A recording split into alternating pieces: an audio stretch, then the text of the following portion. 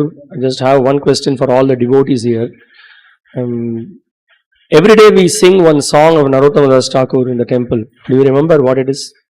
Every day we sing. இப்போ ஸ்ரீ நரோத்தம தாஸ் டாக்கூரை பத்தி பேச ஆரம்பிக்கிறதுக்கு முன்னர் நான் உங்ககிட்ட ஒரு கேள்வி கேட்கிறேன். தினசரி நம்ம ஸ்ரீ நரோத்தம தாஸ் டாக்கூர் இயற்றிய ஒரு பாடலை தினமும் நம்ம பாடுறோம். அது என்ன பாடல்னு உங்களுக்கு தெரியுமா?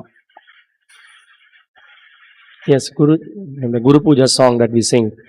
So in that song, Srila Narottama Das Ṭhākura expresses his great devotion and indebtedness a disciple has for his guru. நம்ம தினசரி பாடக்கூடிய ஸ்ரீ குரு சரண பத்மா அந்த பாடல், அதுல அவர் குரு கிட்ட நம்ம எவ்வளவு கடன் பட்டிருக்கோம் அப்படிங்கறத ரொம்ப அற்புதமா அவருடைய பாடல்ல ஏற்றிருக்கார். Yeah, he is very famous for all the songs that he has composed. அவர் இயற்றிய பாடல்களுக்காகவே அவர் பிரபலம் வாய்ந்தவர். Yeah, he is a very expert. He is very expert in Sanskrit and the study of scriptures. He is well versed and a very expert. சமஸ்கிருதத்திலும் சரி, சாஸ்திரங்களை படிக்கிறதுலயும் சரி, அவர் ரொம்ப நிபுணத்துவம் வாய்ந்தவரா இருந்தார். In spite of all those expertise and then his great vision of Krishna consciousness, he composed songs in simple Bengali where common people can understand and take up to Krishna consciousness. இவ்வளவு நிபுணத்துவம் வாய்ந்தவரா இருந்தாலும், இவ்வளவு சாஸ்திரங்களை நல்லா புரிஞ்சு வச்சிருந்தவராலுமே இருந்தாலுமே கூட அவர் என்ன பண்ணாரு, சாதாரண மக்களும் புரிந்து கொள்ளக்கூடிய விதத்துல வங்காள மொழியில பாடல்களை ரொம்ப எளிய விதத்துல இயற்றினார். Of course, all those songs that he composed were not of some imagination. உண்மையிலே அதே போல நம்ம பார்த்தோம்னா அவர் இயற்றிய பாடல்கள் எல்லாம் சும்மா ஏதோ கற்பனையா அவர் இயற்றிய விஷயங்கள் கிடையாது. And also it was not some kind of just some poetic ecstasy, although that was also not there, that was also there in his songs. அப்படியே அவர் கவிதை நயமா பேசும் பொழுது அப்படியே ஒரு ஆனந்தத்தின் உச்சத்துல இருந்துட்டு அவர் அப்படியே எழுதினார் அப்படியும் இருக்கு. ஆனா அந்த மாதிரி வெறும் கற்பனையா மட்டுமே பண்ணார்ன்ற மாதிரியும் கிடையாது. It was all an outpour of pure ecstasy coming out of his pure devotion. அவருடைய தூய பக்தி தொண்டினுடைய வெளிப்பாடு, அதில இருந்து அவருக்கு ஏற்பட்ட பேரானந்தம், அதை கொண்டு அவர் எழுதுறார். And the most important thing is that all those songs what he has composed, every song is based on the conclusions of the scriptures. அது மட்டுமின்றி அவர் இயற்றிய ஒரு பாடல்களுமே பார்த்தோம் அப்படின்னா சாஸ்திரங்களுடைய முடிவு என்னவோ அதற்கு ஒத்த விதத்திலேயே இருந்தது. And we can see Srila Prabhupada, he wanted his disciples to study the scriptures, specifically Bhagavad Gita as it is, Srimad Bhagavatam, Chaitanya Charitamrita, Nectar of Devotion, and so many other books. Srila பிரபுபாதர் அவருடைய சீடர்கள் குறிப்பா பகவத்கீதை, உண்மை உருவில், ஸ்ரீமத் பாகவதம், பக்தி ரசாமிரத சிந்து, இந்த மாதிரியான புஸ்தகங்கள் எல்லாத்தையும் படிக்கணும் அப்படின்னு சொல்லி கட்டளையிட்டு இருந்தார். And Srila Prabhupada also he gradually, he wanted the devotees to do Bhakti Shastra, Bhakti Vaibhava, Bhakti Vedanta and Bhakti Sarvabhauma. பக்தி சாஸ்திரா, பக்தி வேதாந்தா, பக்தி வைபவா, பக்தி சார்வபௌமா அப்படின்னு இந்த மாதிரியான படிப்பு எல்லாம் பக்தர்கள் படிக்கணும்னு சொல்லியிருந்தார். It's a systematic study of Gita, Bhagavatam, Chaitanya Charitamrita. Bhagavad Gita, Srimad Bhagavatam, Sri Chaitanya சரிதாமிருதம்னு சொல்லி படிப்படியா அவங்க படிக்கணும் அப்படின்றது. Finally, the Bhakti Sarvabhauma is the conclusions of all the scriptures in the songs of the Vaishnava Acharyas, specifically the songs written by Srila Narottama Das Ṭhākura and Srila Bhakti Vinod Ṭhākura. இதுல இறுதியில் இருக்கக்கூடிய பக்தி சார்வபௌமா அப்படின்னு சொல்லக்கூடிய அதுல என்னன்னா எல்லா சாஸ்திரங்களுடைய இறுதி சாரம் என்ன அப்படின்றது, முடிவு என்ன அப்படின்றது கொடுக்கப்பட்டது, சொல்லப்படுது. அது எல்லாமே வைஷ்ணவ ஆச்சாரியர்கள் பாடல்கள் இருக்கு. ஸ்ரீல நரோத்தம தாஸ் டாக்கூர் வழங்கியிருக்க பாடல்கள்ல முழுமையா இருக்கு. And you can see in Srila Narottama Das Ṭhākura's songs, any song you see, immediately you can see the reference to the verses in the Bhagavatam or Chaitanya Charitamrita. Everything is so nicely put and it gives us it takes us to pure devotion. Sri Narottama Das Thakur இயற்றியிருக்க எந்த ஒரு பாடலை நீங்க எடுத்துக்கிட்டாலும் உடனடியா அந்த பாடல் அவர் சொல்லக்கூடிய விஷயமானது ஸ்ரீமத் பாகவதத்திலிருந்து குறிப்பிடப்பட்டிருக்கிறதா இருக்கும், இல்ல ஸ்ரீ சைத்தன்ய சரிதாமிரதத்திலிருந்து குறிப்பிடப்பட்டிருக்கிறதா இருக்கும். இந்த விதத்துல ரொம்ப எளிய விதத்துல இது எல்லாத்தையுமே கொடுத்திருக்காரு. And Srila Prabhupada was also very fond of Srila Narottama Das Ṭhākura's songs.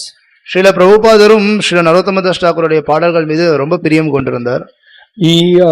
His one of the very favorite song that he used to always sing was the song Hari Hari Bifale Janama Goinu. Hari Hari பிஃபலே ஜனம கோயனு அப்படின்னு ஒரு பாடல் இருக்கு. அந்த பாடலை ஸ்ரீல பிரபுபாதர் அடிக்கடி பாடுவார். Srila Prabhupada once when he was in conversation with Yamuna Mataji, so and she said that my favorite song is Shikshashtaka. And when she asked for Prabhupada, what is your favorite? He said, my favorite song is Hari Hari Bifale Janam. And Prabhupada very nicely used to sing that to the harmonium. ஒரு முறை சில பிரபுபாதருடைய சீடரான யமுனா மாதாஜி அவங்க கூட பிரபுபாதர் ஒரு பேச்சுவார்த்தை பண்ணிட்டு இருக்காரு. அப்போ வந்து உரையாடல் நடக்கும் பொழுது அவங்க சொல்றாங்க, எனக்கு ரொம்ப பிடித்த பாடல் அப்படின்னா ஸ்ரிக்ஷாஷ்டகம் அப்படின்னு. அப்போ பிரபுபாதர் கிட்ட உங்களுக்கு பிடித்த பாடல் எது அப்படின்னு சொல்லி கேட்கும்போது சில பிரபுபாதர் ஹரி ஹரி பிஃபலே அப்படின்னு சொல்றாரு. So Srila Prabhupada, so he was saying once he asked, Prabhupada had been singing for a while when he stopped and called for Yamuna. Do you enjoy my kirtana? He asked. சில பிரபுபாதர் அவருடைய கீர்த்தனத்தை பண்ணிட்டு இருக்கும் பொழுது அப்புறம் நடுவில் யமுனா மாதாஜி கூப்பிட்டு இந்த கீர்த்தனத்தை நீ வந்து எப்படி சந்தோஷமா இருக்கியா கேட்ட அப்படின்னு சொல்லி கேட்கிறாரு. Yes, she nodded very much. அவங்க ஆமா ஆமா அப்படின்னு ரொம்ப தலையாட்டுறாங்க. Now please pay attention. ரொம்ப கவனத்தோட கேளுங்க. இப்போ the prayers Srila Prabhupada is saying, the prayers of Narottama Ṭhākura, he said, this sound is above the material platform. அவர் சொல்றார், நரோத்தம தாஸ் டாக்கூருடைய இந்த பிரார்த்தனை இருக்கு இல்லையா, இந்த சப்தமானது இது பௌதிக தளத்திற்கு அப்பாற்பட்டது, பௌதிக சப்தத்திற்கு அப்பாற்பட்டது. It is directly from the spiritual platform. இது நேரடியா ஆன்மீக தளத்திலிருந்து வரக்கூடியது. And there is no need of understanding the language. இதுக்கு ஒருத்தனுக்கு மொழி தெரிஞ்சிருக்கணும்ன்ற அவசியம் இல்ல. It is just like a thunder burst. இது நேரடியா ஒருத்தனுக்கு அதுவாவே விளக்குது. Everyone can hear the sound of thunder.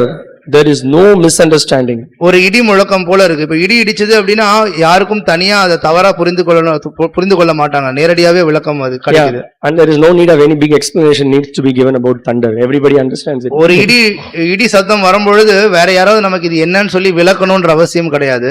நேரடியா நம்ம அதை புரிஞ்சுக்கிறோம். Similarly, these songs are above the material platform and they crack like thunder within your heart.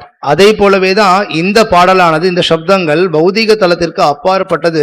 இது நம்ம ஹிருதயத்துல ஒரு இடி வந்து இடிச்சா எப்படி இருக்கும், அது போல நம்மளுடைய ஹிருதயத்தை துளைக்குது. Prabhupada said, why don't you come here every day during my chanting? பிரபுபாதர் உடனே சொல்றாரு, ஏன் நீங்க தினசரி நான் வந்து ஜெபம் பண்ணும்பொழுது நீங்க இங்க வரக்கூடாது? And then this whole conversation happened. Then Srila Prabhupada said that, yes, my favorite bhajan is Hari Hari Bifale. So இந்த மாதிரி போயிட்டு இருக்கும்பொழுது தான் பிரபுபாதர் அந்த உரையாடல்ல அவங்க கிட்ட சொல்றாரு, இந்த மாதிரி எனக்கு பிடித்த பாடல் ஹரி ஹரி பிஃபலே அப்படின்னு. So Narottama Das also, there was another incident where Gaur Kishore Das Babaji Maharaj, when he was approached, he gave an advice to his followers. இன்னொரு ஒரு சம்பவம் இருக்கு. ஸ்ரீல கௌர கிஷோர் தாஸ் பாபாஜி மகாராஜ் அவர் வந்து ஒரு அறிவுரை கொடுக்கிறார் சில பின்பற்றுபவர்களுக்கு. He says, if you want to develop prema bhakti, நீங்க பிரேம பக்தியை வளர்த்துக்கணும்னு விருப்பப்படுறீங்க அப்படின்னா, what is the prerequisite? What do you need? அதுக்கு நீங்க பண்ண வேண்டிய விஷயம் என்ன, உங்களுக்கு என்ன தேவை அதுக்கு முன்னாடி? During those times he said that you need 2 annas. அவர் சொல்றார், அந்த காலத்துல உங்களுக்கு 2 அண்ணா இருந்தா போதும். So with that you can buy 2 books. அதை கொண்டு நீங்க 2 புத்தகங்களை வாங்கலாம். Which are those most important books that was composed by Sri Narottama Das Ṭhākura? அது என்னன்னா, ஸ்ரீ நரோத்தம தாஸ் டாக்கூரால இயற்றப்பட்ட மிக முக்கியமான புத்தகங்கள். Prema Bhakti Chandrika and Prarthana. பிரேம பக்தி சந்திரிகா அப்படின்றது ஒரு புத்தகம், பிரார்த்தனான்றது இன்னொரு புத்தகம். If you just read those songs that he has written in those 2 books and philosophical conclusions he has given, you are assured of pure devotion to Krishna. அவர் அந்த 2 புத்தகங்கள்ல இயற்றியிருக்கக்கூடிய பாடல்களும் அதுல கொடுத்திருக்க விளக்கங்கள், அதனுடைய முடிவை நீங்க புரிஞ்சுக்கிட்டீங்க அப்படின்னா தூய கிருஷ்ண பக்தியை நீங்க அடைய முடியும். So this is the power of the songs that he has written, the songs written by Narottama Das Ṭhākura. இதுதான் ஸ்ரீ நரோத்தம தாஸ் டாக்கூரர் இயற்றியிருக்க பாடல்களின் சக்தி. So as any great acharya, Srila Narottama Das Ṭhākura, he was born in the Keturi district, which is presently in Bangladesh. எப்படி மற்ற ஆச்சாரியர்கள்லாம் அவங்க பிறப்பு எடுத்தாங்களோ அதே போலவே இவரும் கேத்து அப்படின்ற ஒரு மாவட்டத்துல அவர் வந்து அங்க பிறக்கிறார். The Padma river flows in that place. அங்க பத்மா நதி ஓடுது. And his mother's name is Narayani Devi. Narayani தேவி அப்படின்றது அவருடைய தாயாரின் பெயர். And his father's name is Sri Krishnananda Datta. Sri Krishnananda Datta அவருடைய தந்தை. So although externally he appeared in the Kayastha caste family, Kayastha குலத்துல வெளிப்புறத்துல நம்ம பார்க்கும் பொழுது அந்த குலத்துல அவர் பிறவி எடுக்கிறார். So his father's brother, his name is Purushottama Datta. அவருடைய சித்தப்பாவினுடைய பெயர் புருஷோத்தம Datta. And naturally, Krishnananda Datta expected his son to be a king and rule over that district. Krishnananda Datta அவர் இயற்கையாகவே என்ன ஆசைப்பட்டாருன்னா என்னுடைய மகன் வந்து ஒரு மன்னர் ஆகணும், ஆகி வந்து ராஜாவா இருந்து அந்த மாவட்டம் அந்த மாநிலம் எல்லாத்தையும் ஆட்சி புரியணும். But Narottama had a different plan. He was always attracted right from young age to Lord Gauranga and to all the divine pastimes of Krishna. ஆனா நரோத்தமருக்கு ஆரம்பத்துல இருந்தே வேற ஆசை இருந்தது. அவர் சிறு வயதுல இருந்தே கௌரங்கரனுடைய லீலைகளையும் சரி கிருஷ்ணனுடைய லீலைகளையும் சரி ஆர்வம் கொண்டவரா இருந்தார். So as a result of that, he turned over a proposal to his brother's son. Proposal to rule to his brother's son. So அப்ப என்ன பண்றார், இவர் தன்னுடைய சகோதரனுடைய மகனை வந்து ஆட்சி பண்ணுங்க அப்படின்னு சொல்லி கேட்டுக்கிறார். And he was also great predictions were given about him when he was born. நரோத்தமர் பிறந்தப்பும் அவருடைய எதிர்காலம் எப்படி இருக்கும்னு சொல்லி ரொம்ப சிறந்த கணக்கீடுகள் கொடுக்கப்பட்டுச்சு. So they said that he could become a great king, but also he will become a great preacher who will travel all the place and he will remain a mendicant. அவர் மிகப்பெரிய மன்னராகவும் இருக்க முடியும், இல்லனா அவர் மிகப்பெரிய பிரச்சாரகரா இருந்து அவர் ஒரு சாது போல எல்லா இடத்துக்கும் பயணம் பண்ணி சுற்றிட்டு இருக்க முடியும் அப்படின்னு சொல்லி கணிக்கப்பட்டது. And right from a young age he was very expert in the study of Sanskrit. He could master it in very short time. இளம் வயதில இருந்தே சமஸ்கிருதத்துல சிறந்த வல்லுனரா இருந்தார் அவர். And a very special event happened in the life in Narottama's life. Narottama Das டாக்கூருடைய வாழ்க்கையில ஒரு மிக முக்கியமான சிறந்த ஒரு நிகழ்வு ஏற்பட்டது. Sri Chaitanya Mahaprabhu during his travels, Sri Chaitanya Mahaprabhu பயணம் பண்ணிட்டு இருக்கக்கூடிய சமயத்துல, so you all know, when he went to the Ramakeli district to meet Rupa and Sanatana. ராமகேலி அப்படின்ற இடத்துக்கு போறார் ஸ்ரீ ரூப சனாதனர் சந்திக்கிறதுக்கு. And then during one of the kirtans he suddenly started shouting Narottama, Narottama. அப்போ அங்க நடந்த ஒரு கீர்த்தனத்துல திடீர்னு அவர் நரோத்தமா நரோத்தமான்னு கத்த ஆரம்பிச்சிட்டார். And many of the devotees, they couldn't relate. Who is Narottama? What Mahaprabhu is chanting? அப்போ அங்க இருந்த நிறைய பக்தர்களால இது என்னன்னு புரிஞ்சுக்க முடியல. என்ன மகாபிரபு திடீர்னு நரோத்தமா நரோத்தமான்றாரு, இது என்னது நரோத்தமானா அப்படின்னு சொல்லி அவங்க யோசிக்கிறாங்க. They all came to know later that Chaitanya Mahaprabhu himself revealed that a great devotee is going to appear who is very dear to me. அப்புறம் அவங்களுக்கு சைத்தன்ய மகாபிரபுவே என்னன்னு சொல்லி விளக்குறார். அதாவது இன்னும் கூடிய விரைவில் இங்க ஒரு சிறந்த பக்தர் நரோத்தமர் வரப்போறார். And also Padmavati, the river personified, the Lord called her. Padmavathi நதி இருக்காங்கல்ல, அவங்களுடைய ஸ்வரூபமான அந்த பத்மாவதி தாயார பகவான் கூப்பிடுறார். The great love that Chaitanya Mahaprabhu has got, the Krishna prema, he said he invested in her. He said you hold it. So அவங்க கிட்ட வந்து கிருஷ்ண பிரேமையை கொடுக்கறாரு, இதை நீங்க வச்சிருங்க அப்படின்னு சொல்லி. He said my dear devotee Narottama will come and then take bath in this river and you please give him this great love of God. என்னுடைய மிக பிரியமான பக்தன் நரோத்தம நீங்க வந்து குளிக்க வருவான், எப்போ குளிக்கறானோ அப்போ அந்த கிருஷ்ண பிரேமையை நீ அவங்க கிட்ட கொடுத்துரு. And she asked, how do I recognize Narottama? So அப்ப உடனே அவங்க கேக்குறாங்க, எப்படி நான் அந்த நரோத்தமன் யாருன்னு தெரிஞ்சுக்கிறது, நான் அடையாளம் காண்றது? Then Lord said, when he comes to the river to take bath, you will get ecstasy. அப்ப அவர் சொல்றாரு, எப்போ இந்த நரோத்தமர் இந்த நதியில குளிக்கிறதுக்கு வருவாரோ அப்போ உங்களுக்கு ஒரு பேர் ஆனந்தம் கிடைக்கும். So such a great personality is Narottama Das Thakur. So அவ்வளவு சிறந்த உயர்ந்த நபர் Narottama Das Thakur. And when Narottama Das Thakur was just 12-year-old boy, he had a vision of Lord Nityananda in the dream. Sri Narottama Das டாக்கூருக்கு வெறும் 12 வயது ஆயிருந்த பொழுது அவருடைய கனவுல Nityananda பிரபுவை காண்றார். And he was instructed by Lord Nityananda, now it's time for you to go and then take bath in the Padmavati river. அப்போ நித்யானந்த பிரபு கனவுல அவருக்கு அறிவுரை கொடுக்கிறார், இது சரியான நேரம், நீ போய் அந்த பத்மாவதி நதியில குளி. Yeah, so when Narottama Das Thakur went into the Padmavati river to take bath, the river itself was overflowing. Padmavathi நதியில குளிக்கிறதுக்காக நரோத்தம தாஸ் டாக்கூர் போற சமயத்துல அந்த நதி வந்து பெருக்கெடுத்து ஓடிட்டு இருக்கு வெளியில. And immediately after taking bath, he just drowned himself in great ecstatic love of Krishna prema. அவர் போய் உள்ள இறங்கி குளிக்கிறார், குளிச்ச உடனே அவருக்கு வந்து கிருஷ்ண பிரேமை கிடைக்குது, அப்படியே ஆனந்தத்துல இருக்கார். So he was chanting the names of Gauranga. Gauranga அப்படின்னு சொல்லி கௌரங்கருடைய திருநாமத்தை உச்சரிக்கிறார். And also his bodily complexion he got into a golden hue. அவருடைய உடல் நிறமானது பொன்னிறமா மாற்றம் அடைந்தது. And so he was immersed in Krishna consciousness. Now it became more intensified. ஏற்கனவே அவர் கிருஷ்ண உணர்வுல மூழ்கி இருந்தார், இப்போ இன்னும் அது அதிகமாயிடுச்சு. So as usual, he just wanted to leave the house, leave the parents, and then he wanted to go in search of the Lord. He was heading towards Vrindavan. எப்பவும் போல அவர் குடும்பத்தை விட்டுட்டு பெற்றோர்களை விட்டு அங்கிருந்து போய் பகவானை தேடி போகணும் அப்படின்னு சொல்லி கிளம்புறாரு.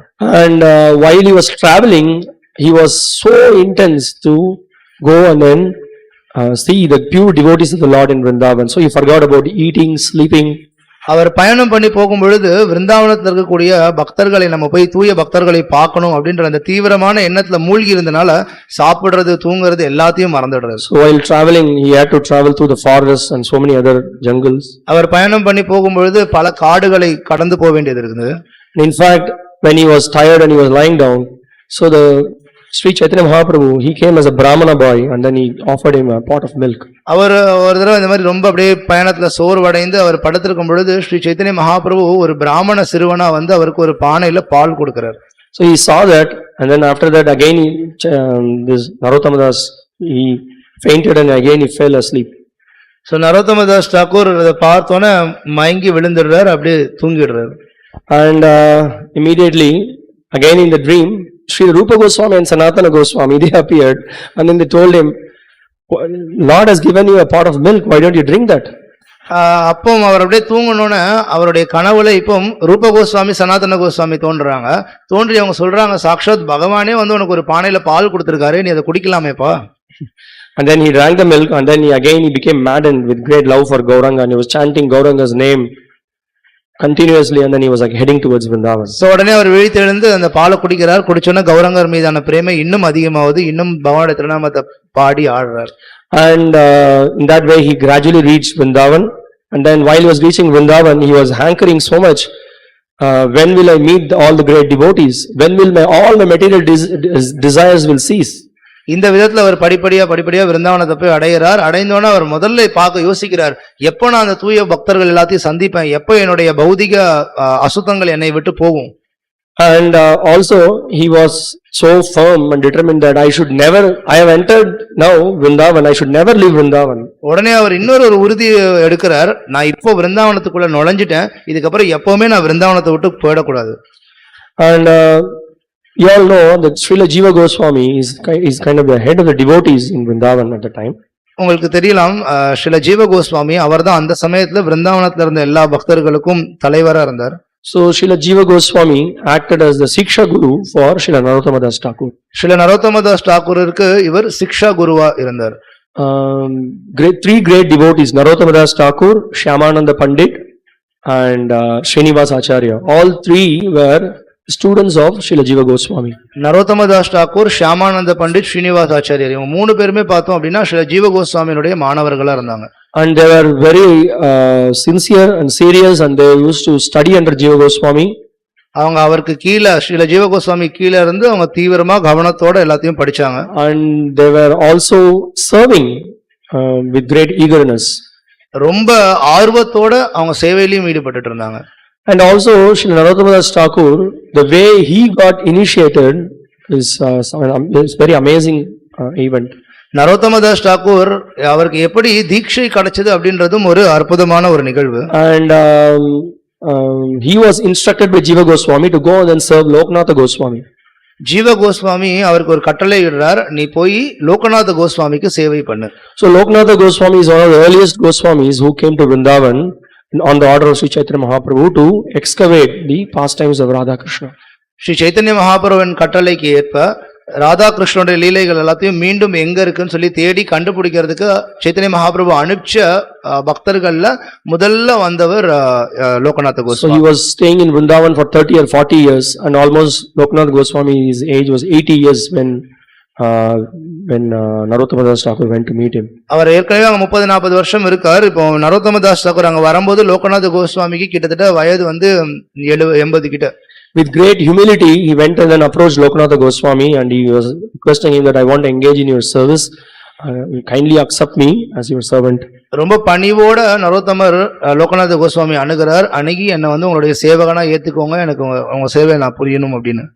But then Loknatha Goswami he felt that accept me as a servant means he also is asking you, please you initiate me, I want to become your disciple. என்ன சேவகனா ஏத்துக்கோங்க அப்படின்னா என்ன அர்த்தம்னா என்ன வந்து நீங்க சீடனா எடுத்துக்கோங்க, எனக்கு வந்து நீங்க தீட்சை வழங்குங்கன்னு சொல்லி அர்த்தம். So Srila Lokanatha Goswami flatly rejected and said that I don't accept disciples and I don't want to engage others in my service. So that was the way he responded. Sri Loganatha Goswami உடனே அவர் பதில் கொடுக்கிறார், நான் யாரையும் சீடர்களா எடுத்துக்கிறது இல்ல, நான் யாரையும் என்னுடைய சேவையிலையும் ஈடுபடுத்துறது இல்லை அப்படின்னு சொல்லி உடனே நிராகரிச்சார். So what Narottama Ṭhākura did, so he went and then met others and then he was pushing and forcing Lokanatha Goswami to give him initiation. Is it like that? Narottama Das உடனே என்ன பண்ணாரு, சரின்னு வேற சில பக்தர்கள் கிட்ட போயிட்டு எனக்காக நீங்க லோகநாத கோஸ்வாமி கிட்ட பேசி எனக்கு தீட்சை வாங்கி கொடுங்க அப்படின்னு சொல்லி எல்லாம் போய் கேட்டாரா என்ன? We can just see from this incident such a great dedication that Narottama Ṭhākura had for Lokanatha Goswami. Every day, very early in the morning, he used to wake up even before, just before the Lokanatha Goswami, Narottama Ṭhākura will wake up very early in the morning. He will clean the place where Lokanatha Goswami did his morning activities like passing stool and urine. He will completely clean the place. Every day he was doing this for a year. Sri Narottama Das Thakur என்ன பண்ண ஆரம்பிச்சார் அப்படின்னா, தினசரி லோகநாத கோஸ்வாமி எழுந்திருக்கிறதுக்கு முன்னாடியே எழுந்திச்சிருவார். எழுந்துட்டு லோகநாத கோஸ்வாமி தன்னுடைய காலை கடன்களை கழிக்கிறதுக்காக எங்க போறாரோ அந்த இடத்துல போய் காத்திருந்து அவர் காலை கடனை கழித்துட்டு போனோன்னு அந்த இடத்த முழுவதும் அங்க இருக்கக்கூடிய மலம் சிறுநீர் எல்லாத்தையும் நரோத்தம தாஸ் தாக்கூர் சுத்தம் பண்ணிடுவார். And he was serving him with such humility and he was just begging for his mercy. He was just doing service, that's it. மிக பணிவோட இந்த சேவையில அவர் வெறும் சேவையா அவர் அதை பண்ணிட்டு இருந்தார், கருணையை எதிர்பார்த்து. So this is a very important aspect in our life. We need to learn that we need to be very humble and then we should continue with our service, trying to please Hari, Guru and Vaishnavas, and the Lord will arrange everything for such a dedicated devotee. இது நம்ம வாழ்க்கையிலும் கத்துக்க வேண்டிய மிக முக்கியமான விஷயம். நம்ம பணிவோட இருந்து பகவானுடைய சேவையில ஈடுபடணும். அப்பம் பகவான் நமக்கு தேவையான எல்லாத்தையும் ஏற்படுத்தி கொடுப்பார், ஹரி குரு வைஷ்ணவரோட சேவையில் நம்ம ஈடுபடும் பொழுது. If you don't understand this, all our learning, all our education, everything is just useless.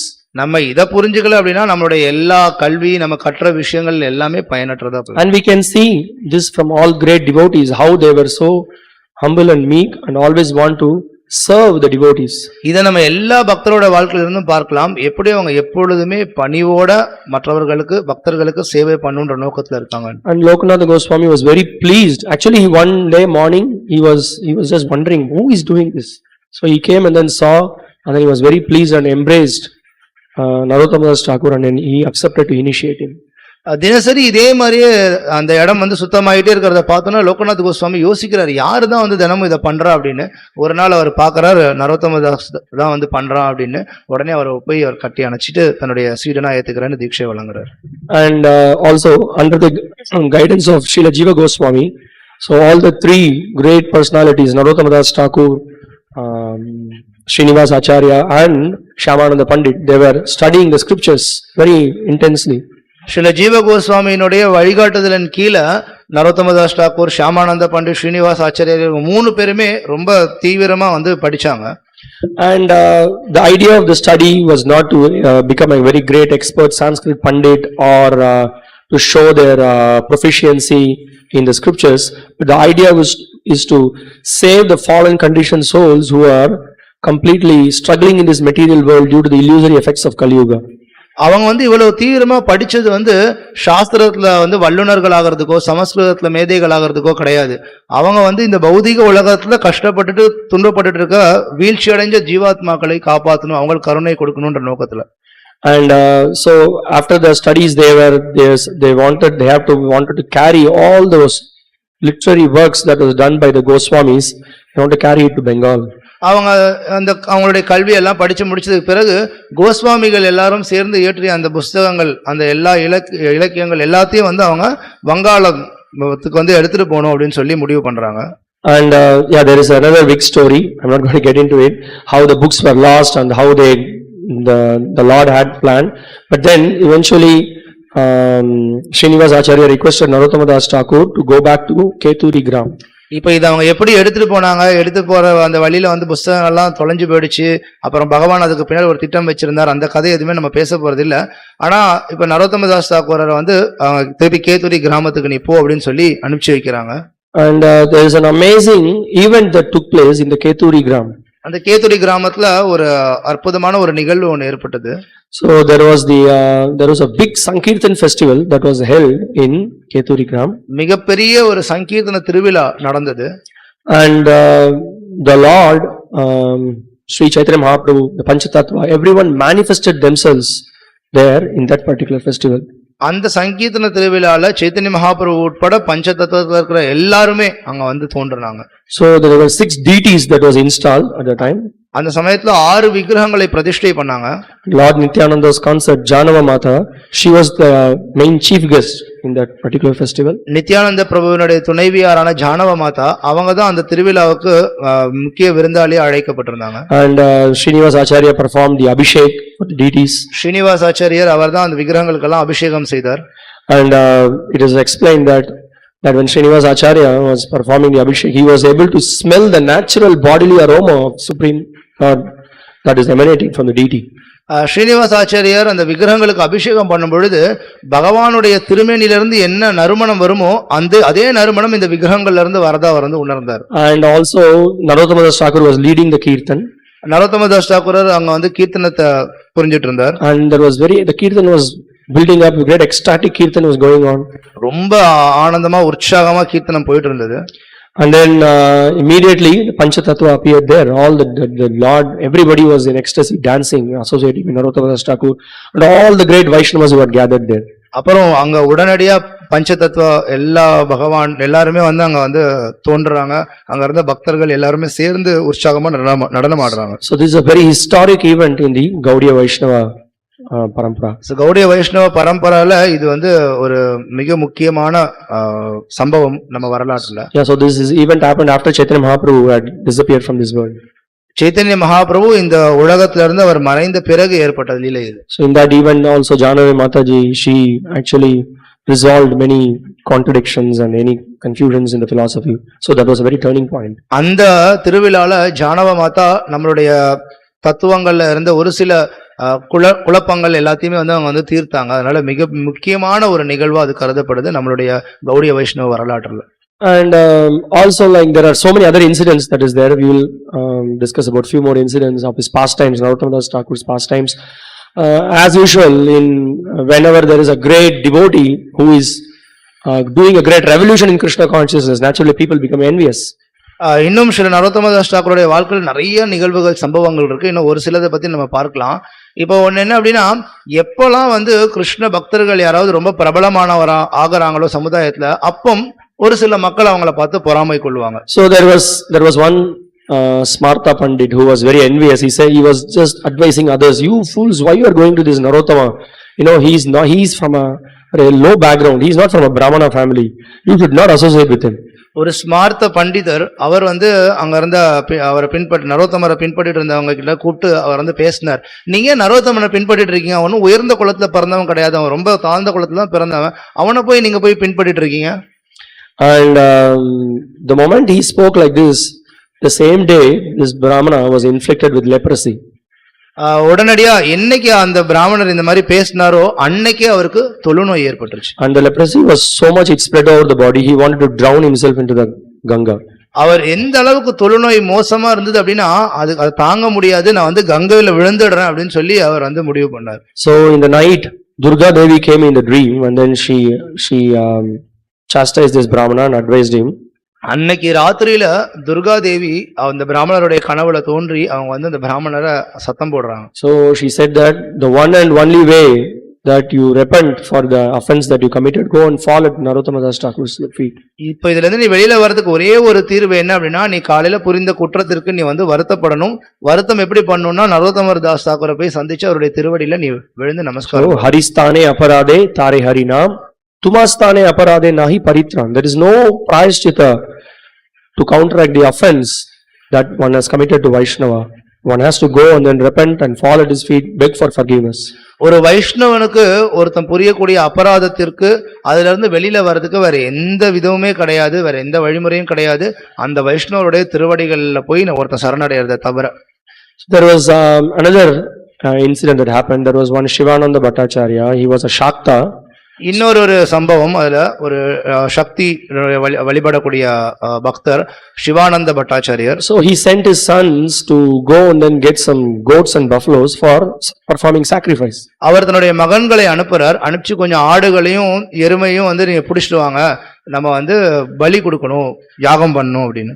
And in the Karma Kanda worship that was allowed for gaining higher destinations, that they were doing sacrifice by offering animals.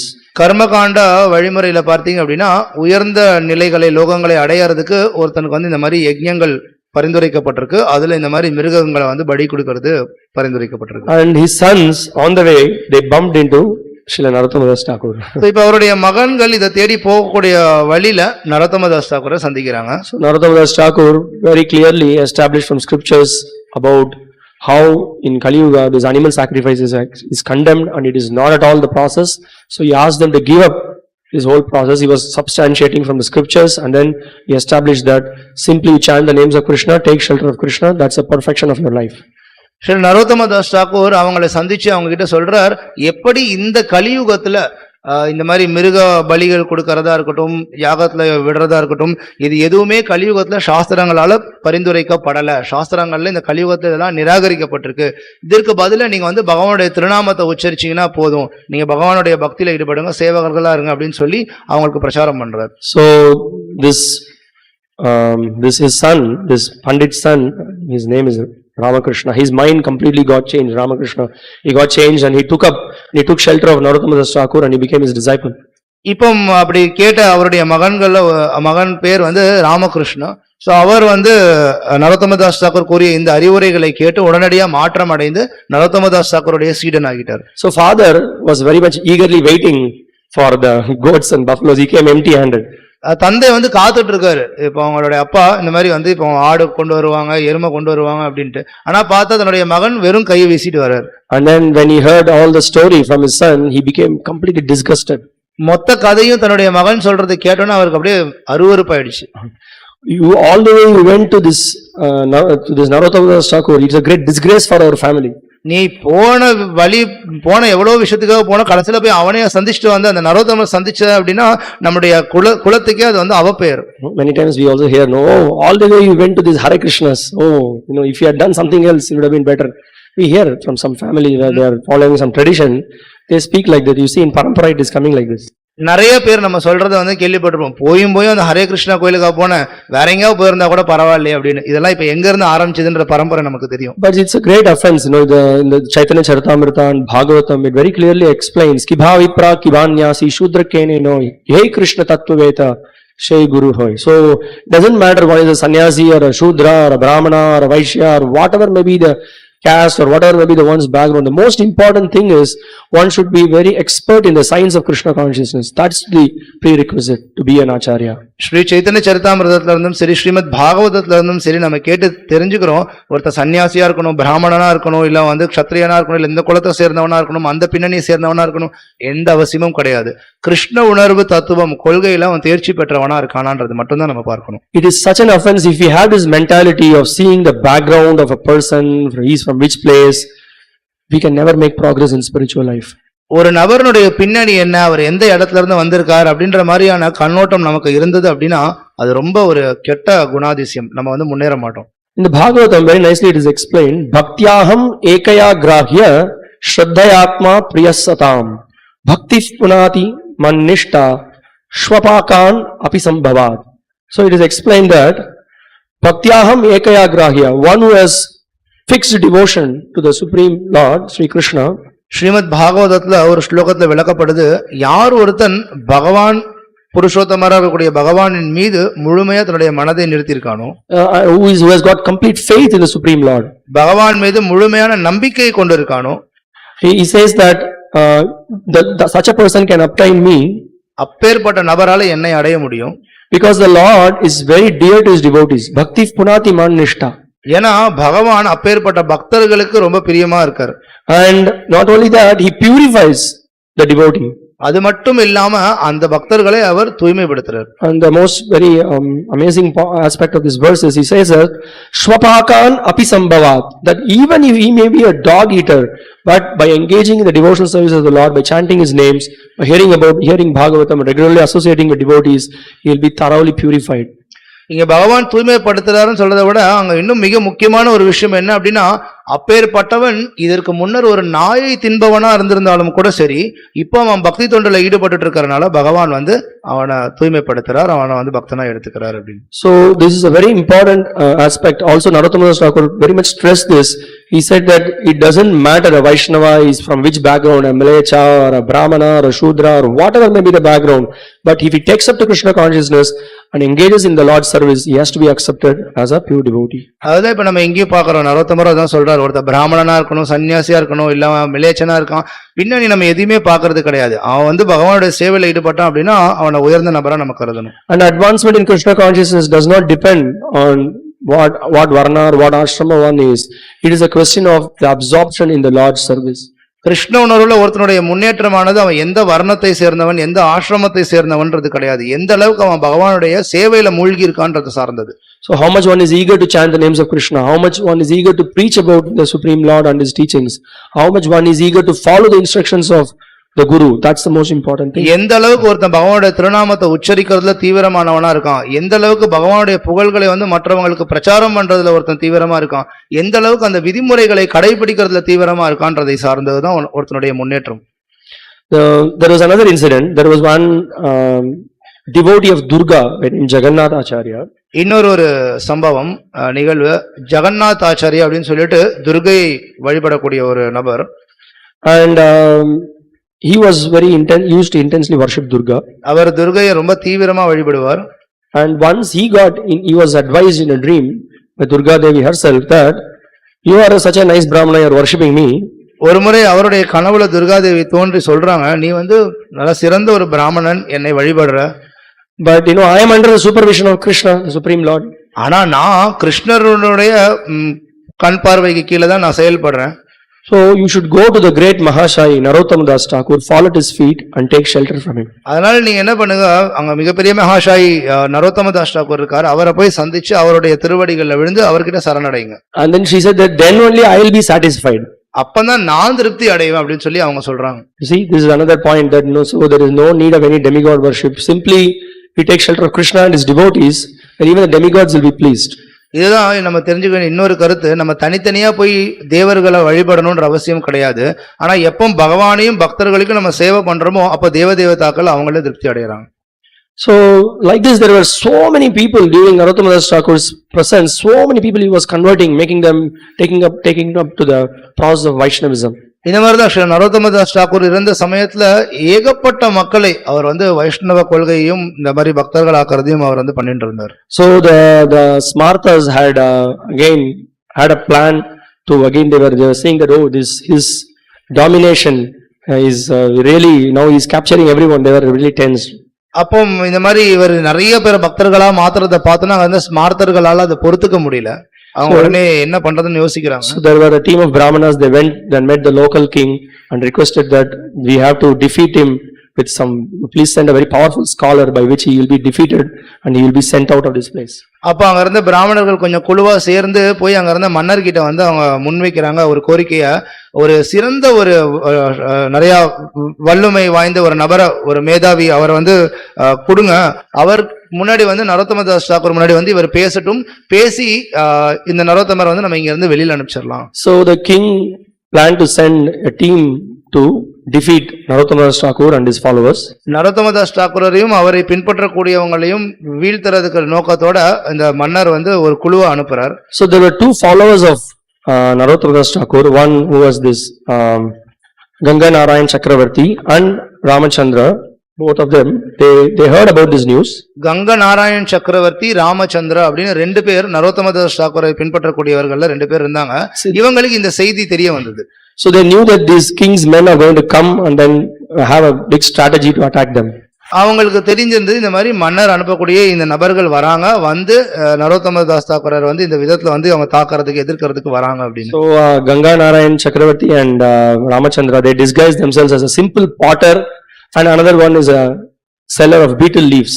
Ganga Narayan சக்கரவர்த்தியும் ராமச்சந்திரரும் ரெண்டு பேரும் என்ன பண்றாங்க, தங்களுடைய அடையாளங்களை மாத்திக்கிறாங்க. ஒருத்தர் வந்து ஒரு குயவன் போலவும், இன்னொருத்தர் வந்து பாக்கு வெத்தலை இதை வந்து விநியோகம் பண்ணக்கூடிய நபர் போலவும் வந்து தங்களை அடையாளம் மாத்திக்கிறாங்க. So because when this whole king's party they are coming, they have to stay in a place, so they need to buy provisions, they need to make arrangements for the big scholar to come. So they came to this market area to buy some provisions. இப்போ இந்த மன்னருடைய நபர்கள் வராங்க இல்லையா, அவங்களும் ஒரு சில பொருட்கள் இப்போ அவங்க தங்கறதுக்காக ஏற்பாடுகள் பண்ணணும், மன்னருக்கு எல்லாருக்கும் ஏற்பாடுகள் பண்றது, பொருட்கள் வாங்குறதுக்கு இந்த இடத்துக்கு வராங்க. So when they approach these two persons, இந்த ரெண்டு நபர்களை வந்து சந்திக்கிறாங்க இவங்க.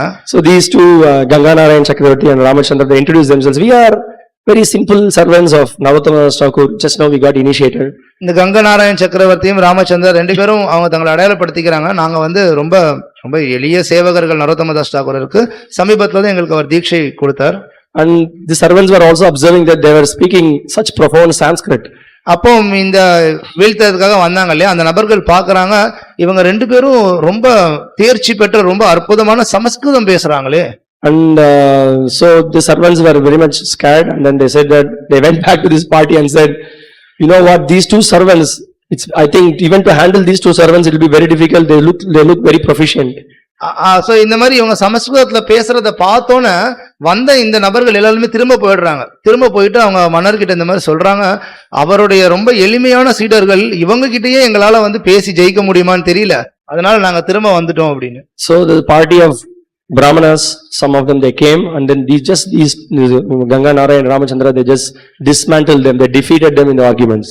அப்பவும் ஒரு சிலர் வந்து இவங்க ரெண்டு பேர்கிட்ட பேசின போது இவங்க ரெண்டு பேரும் கங்க நாராயண் சக்கரவர்த்தியும் சரி ராமச்சந்திரனும் சரி இவங்களே வந்து அந்த குழுவை வந்து வீழ்த்திடுறாங்க. And then finally the great big scholar Rupa Narayan came, and then he was defeated also. இறுதியில அவங்க குழுல இருந்த மிகப்பெரிய நபர் ரூப நாராயணன் ஒருத்தர் வரார், அவர் வந்து பேசுறார், அவரையும் இவங்க ரெண்டு பேரும் வீழ்த்திடுறாங்க. So like that there were so many amazing pastimes this Narottama Das Ṭhākura and his disciples they did, and they made many devotees by that. இந்த மாதிரி நிறைய அற்புதமான லீலைகளை ஸ்ரீ நரோத்தம தாஸ் தாக்கூரும் சரி அவருடைய சீடர்களும் சரி புரிந்தாங்க. And Narottama Das Ṭhākura, when he was about 85 years old, he thought of withdrawing the pastimes from this world. Sri Narottama Das தாக்கூருக்கு 85 வயது வந்த பொழுது அவர் இந்த பௌதிக உலகத்துல லீலைகளை முடிச்சுக்கலாம் அப்படின்னு சொல்லி முடிவு பண்ணார். And it appeared like externally it appeared like he got a stroke. அவருக்கு வந்து வெளிப்புறத்துல இருந்து பார்க்கும்போது ஒரு வாதம் ஏற்பட்டதை போல தெரிந்தது. But he was actually entered into great ecstasy. ஆனா உண்மையிலே அவர் மிகப்பெரிய ஒரு பேர் ஆனந்தத்துல இருந்தார். But again you see this all this so many caste Brahmins, they said that you see because he offended, he transgressed the Vedas, he did all these things he did, so that is why he is suffering. Like that they were arguing with the disciples. இந்த பேரளவுல இருந்த பிராமணர்கள் எல்லாரும் உடனே என்ன சொன்னாங்க, பாருங்க இத்தனை நாளா இவர் எல்லாத்தையும் மீறிட்டு இருந்தார் இல்லையா, அதனாலதான் அவருக்கு இந்த மாதிரி நடந்துச்சு, அதனாலதான் இப்படி ஆயிட்டாரு. So there was one disciple of Narottama Das Ṭhākura, the other disciple were not able to counteract the arguments of these Brahmanas. So there is one disciple by name Madhavananda, he came and then he begged to Narottama Das Ṭhākura, we are in a very difficult situation, please don't leave us. அப்போ இந்த மாதிரி இவர் பேசும்பொழுது நரோத்தம தாஸ் தாக்கூருடைய நிறைய சீடர்கள் இருந்தாங்க, அவங்களுக்கு வந்து எப்படி பதில் கொடுக்கறதுன்னு தெரியல. அப்ப அதுல ஒருத்தர் மாதவானந்தா அப்படின்ற சீடர், அவர் நரோத்தம தாஸ் தாக்கூர் கிட்டே போயிட்டு, பாருங்க இந்த மாதிரி எல்லாம் நடந்துட்டு இருக்கு, தயவு செய்து நீங்க எங்களை விட்டு போயிடாதீங்க அப்படின்னு சொல்லி கேட்கிறாரு. So Narottama Das Ṭhākura, he heard this and then he said, okay, I will stay for some more time. He stayed back and he preached again for another 20 years Krishna consciousness. அப்புறம் உடனே நரோத்தம தாஸ் தாக்கூர் அதை கேட்டா, ஓ அப்படியா சரி அப்படின்னு சொல்லிட்டு மறுபடியும் இன்னும் கொஞ்ச நாள் இருக்கு அப்படின்னு சொல்லி இன்னும் கொஞ்சம் காலம் இருந்தார், இன்னும் பிரச்சாரத்தை தொடர்ந்தார் 20 வருஷங்கள். And the way he disappeared from this world is also very an amazing event. அவர் எப்படி இந்த பௌதிக உலகத்துல இருந்து மறைந்தார் அப்படின்ற விதமும் ரொம்ப அற்புதமான ஒரு நிகழ்வு. So the moment when he decided that he wanted to leave the world, he entered the Padmavati river. அவர் இந்த உலகத்தை விட்டு போகணும்னு முடிவு பண்ணனா அவர் Padmavathi நதிக்குள்ள நுழையறார். His disciples were very close to him, standing near to him. அவருடைய சீடர்களும் அவர் கூடயே தான் ரொம்ப பக்கத்துல நெருங்கி இருந்தே தான் வந்தாங்க. And all of a sudden when they were bathing him, his body turned into milk and then it was merged into the river. அவங்களும் தண்ணீர் எடுத்து அவரை குளிப்பாட்டிட்டு தண்ணி ஊத்திட்டே இருக்கும்போது திடீர்னு அவருடைய உடல் அப்படியே பாலா மாறி அந்த நதியோட கலர்ந்து அப்படியே போயிடுச்சு. And the acharyas are pointing out that now immediately Mayavadis will say that it is merging. It's not the merging. He already left to the transcendental abode where Chaitanya Mahaprabhu is performing his pastimes. உடனே ஆச்சாரியர்கள் சொல்றாங்க, இப்ப இங்க உடனே மாயாவாதிகள் என்ன பண்ணுவாங்க பாருங்க, அவர் வந்து ஒன்றோட ஒன்றா இணைந்துட்டார் அப்படின்னு சொல்லுவாங்கன்னு. ஆனா அப்படி கிடையாது, அவர் இங்க இருந்து பகவானுடைய லோகத்துக்கு அவர் போயிட்டார், பகவானுடைய லீலைகள்ல பங்கு கொள்றதுக்காக. So who can actually understand the great pastimes of these great personalities and their intense devotion to Supreme Lord? யாரால இந்த மாதிரி இவ்வளவு உயர்ந்த நபர்கள் அவங்க வந்து எவ்வளவு பகவான் மேல தீவிரமா கொண்டிருந்த பக்தி இதெல்லாம் புரிந்து கொள்ள முடியும்? His songs are completely enriched with pure devotion to the Lord, and also he exemplifies Guru Bhakti. அவருடைய பாடல்கள் எல்லாமே பகவான் மீதான தூய பக்தி தொண்டையும் குரு பக்தியையும் வந்து எல்லாருக்கும் சொல்லிக் கொடுக்கக்கூடியதா இருக்கு. And for practitioners, beginner practitioners like us, we know there are many songs that we sing in our house also. Every day we can sing the songs of Narottama Ṭhākura. We have the songs of the Vaishnava acharyas. நம்மளை போன்ற ஆரம்ப பயிற்சியாளர்களுக்கு ஸ்ரீ நரோத்தம தாஸ் தாக்கூர் வழங்கியிருக்க நிறைய பாடல்கள் வைஷ்ணவ ஆச்சாரியர்கள் பாடல் அப்படின்ற புஸ்தகத்துல இருக்கு. தினமும் நம்ம வீட்டுல எல்லாருமே அதை பாடலாம். So many songs, Hari Hari Bifale Janama Goinu, Gauranga Bolite Habe, Hari Hari பிஃபலே ஜனமகாயினு, Gauranga ஒளித்தே ஹபே, இந்த மாதிரி நிறைய பாடல்கள் இருக்கு. Nitai Pada Kamala, நிதாய் பத கமல. So many songs we sung recently also. So all the songs of Sri Narottama Das Ṭhākura. நிறைய பாடல் நம்ம இப்ப சமீபத்துல கூட பாடிட்டு இருந்தோம். இந்த மாதிரி நிறைய பாடல்கள் நரோத்தம தாஸ் தாக்கூர் வழங்கினது இருக்கு. And we can see how humbly he puts his prayers, and how although he is such a great elevated personality, and we can learn from these great personalities that if we want to advance in Krishna consciousness, we need the mercy of great acharyas. We need to understand that we are very insignificant servants of the Lord. எவ்வளவு பணிவோடு அவங்க வந்து தங்களுடைய பிரார்த்தனைகளை முன்வைக்கிறாங்க அப்படின்றது இந்த பாடல்களை வந்து பார்க்கலாம். சோ நம்மளும் தெரிஞ்சுக்கிறோம், நம்மளும் பகவானுடைய தூய பக்தர்கள் ஆகணும் அப்படின்னா நம்மளும் அப்பேற்பட்ட பக்தர்களுடைய சேவகர்களா நம்ம வந்து நம்மளை காட்டிக்கணும், நம்ம அந்த நிலையில இருக்கணும். And also there are many of you have purchased these tapes, these speakers. We can hear Srila Prabhupada singing these bhajans of Srila Narottama Das Ṭhākura, so many other Vaishnava Acharya songs also.